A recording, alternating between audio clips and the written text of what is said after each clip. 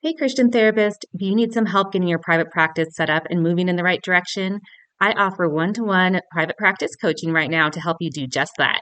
When I first started my private practice, I really didn't have a ton of direction or support. I figured things out as I went.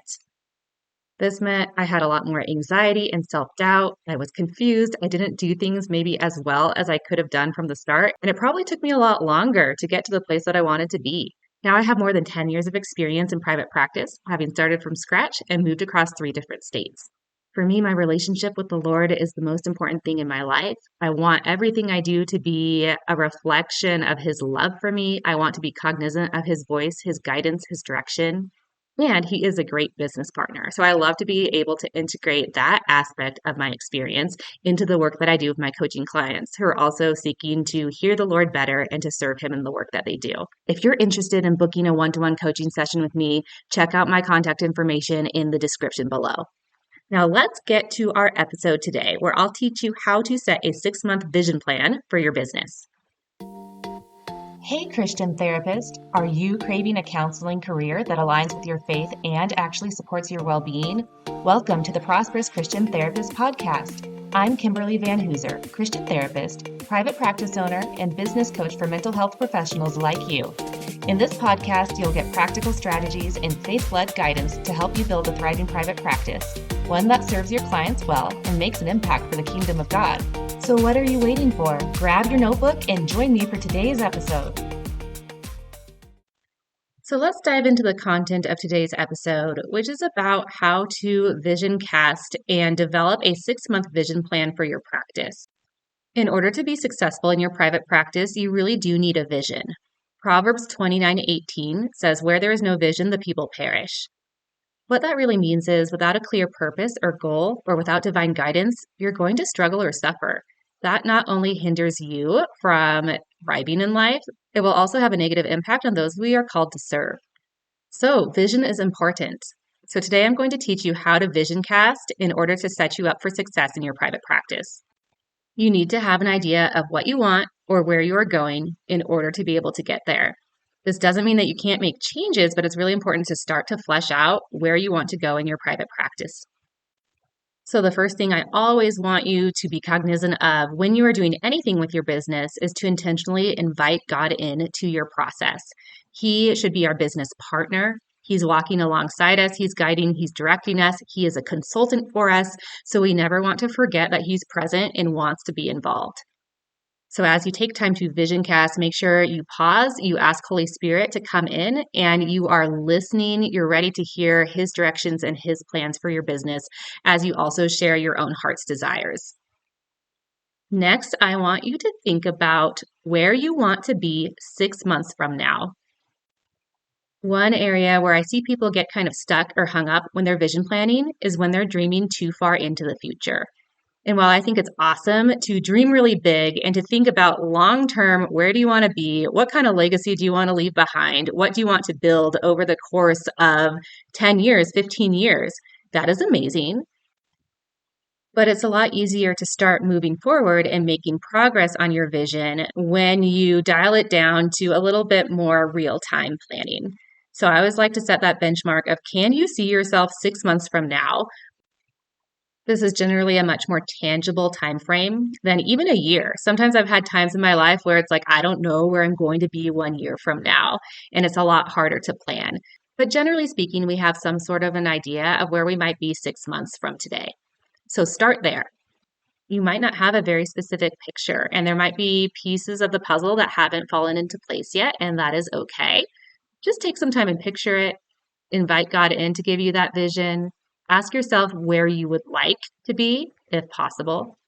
I think another area, besides dreaming too far into the future, where I see people get kind of hung up with their vision planning, is they focus on the wrong things. And I'm going to share 2 very basic things that I think you need to focus on that's going to help give you some specific tactical ideas for how to actually get to where you want to be 6 months from now.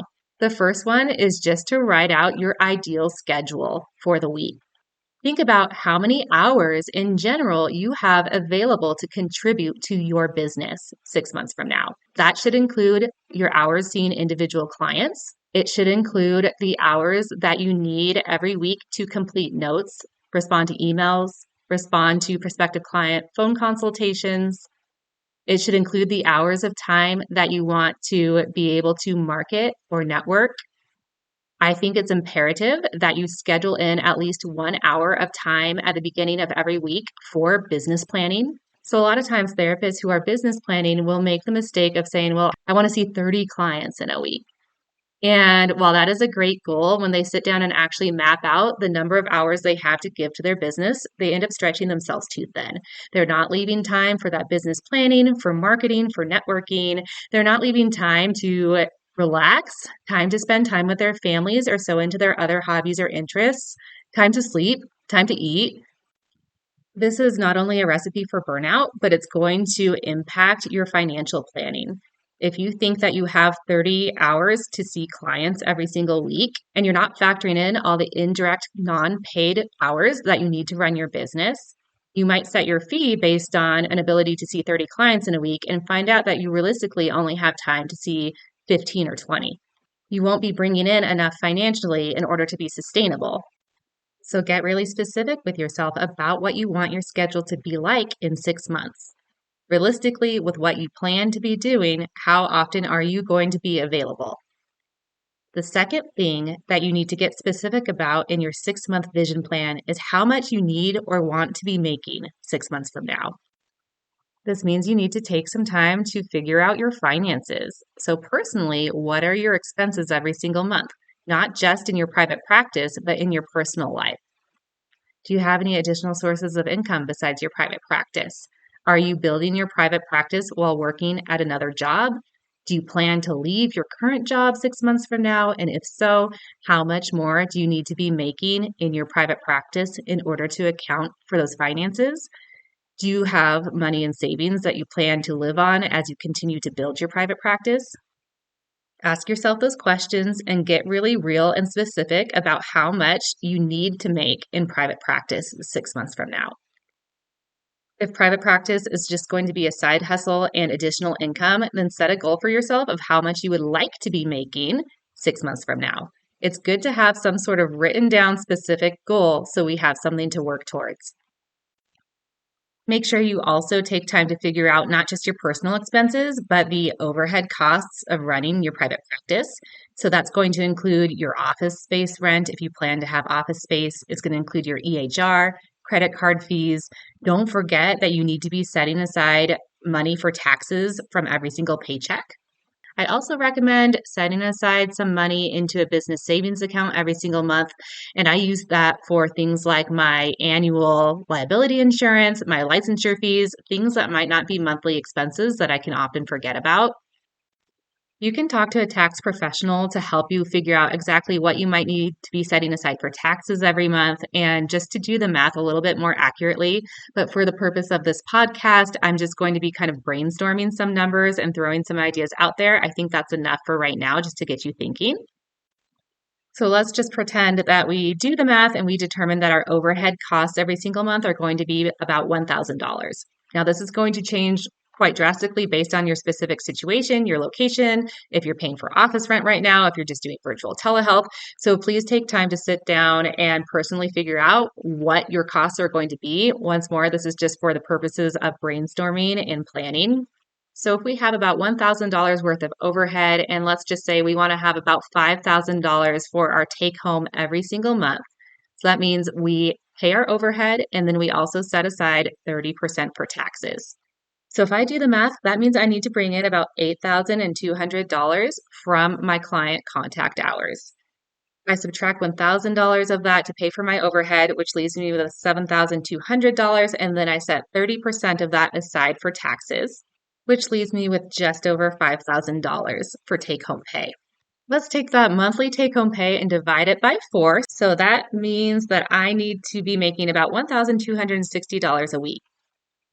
Okay, stay with me. So if I need $1,260 a week, I go back to my availability. How many hours do I have to see clients where I'm actually going to be generating income? Please add in some margin because just because you're available for, say, 15 hours every single week to see clients, sometimes you're going to have some cancellations. Sometimes you're going to have clients graduate and you won't have someone in that slot yet. So always plan for a little bit of margin.